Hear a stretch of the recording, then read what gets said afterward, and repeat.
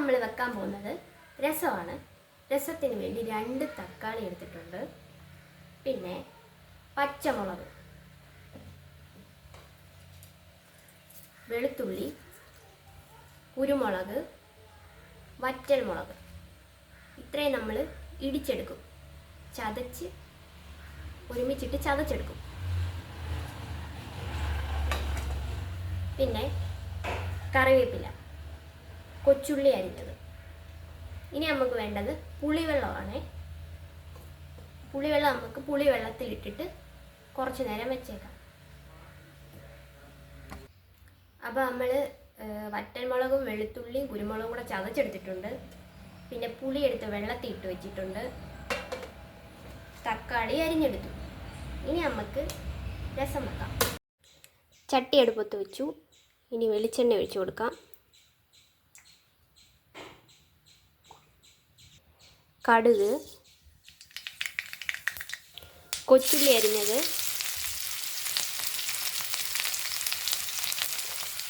പച്ചമുളക്,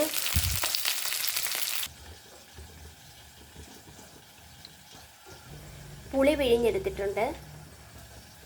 ഇത് കുറച്ച് പുളിവെള്ളത്തിലേക്ക് ഇട്ട് കൊടുക്കാം. ബാക്കിയുള്ളത് എണ്ണയ്ക്കകത്തേക്ക് ഇടുക. ഇത് മൂപ്പിച്ചെടുക്കുക.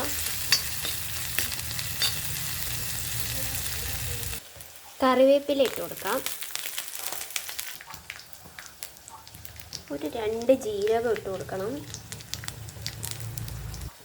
ഇപ്പോൾ ഒരു ചെറിയ മണമൊക്കെ വന്നിട്ടുണ്ട്. ചെറുതല്ല, നല്ല മണം വന്നിട്ടുണ്ട്. ഇത് മൂത്ത് വന്നതിൻ്റെ ഒരു മണമാണ് വരുന്നത്. സാധാരണ നമ്മൾ രസം വെക്കുമ്പോൾ നല്ല മണം വരത്തില്ലേ, ആ മണം വരുന്നുണ്ട്. ഇനി നമുക്ക് തക്കാളി ഇട്ട് കൊടുക്കാം. തക്കാളി നന്നായിട്ട് വഴണ്ട് ഒന്ന് വെന്ത് വരണം. ഇനി നമുക്കൊരു ശകല കായം വേണം. ഈ കായം ഇതിലേക്ക് ഇട്ട് കൊടുക്കാം.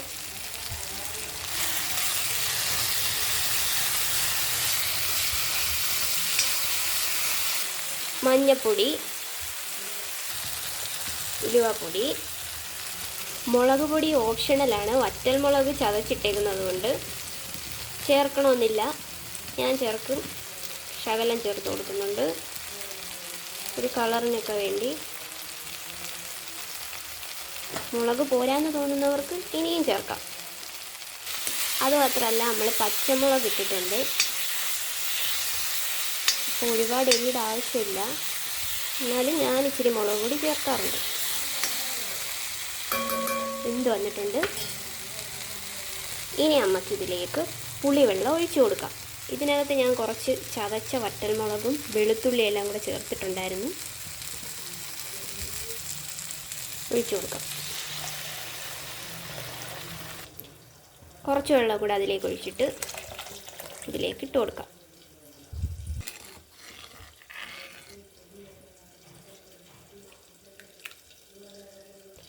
ഒരു ശകലം മല്ലിപ്പൊടി ഇട്ടേക്കാം. ആവശ്യത്തിനുള്ള ഉപ്പ്. ഇനി ഇത് നന്നായിട്ട് തിളപ്പിച്ചെടുക്കണം. ഈ ഇല കണ്ടോ, ഇതാണ് ആഫ്രിക്കൻ മല്ലിയില. ഇത് രസം ഉണ്ടാക്കാൻ നല്ലതാണ്.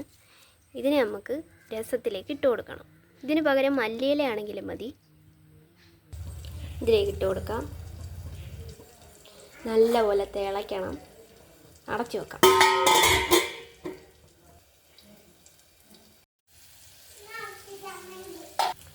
നല്ല തിളച്ചിട്ടുണ്ട്. ഇനി നമുക്ക് തീ ഓഫ് ചെയ്യാം. രസം റെഡി ആയിട്ടുണ്ട്.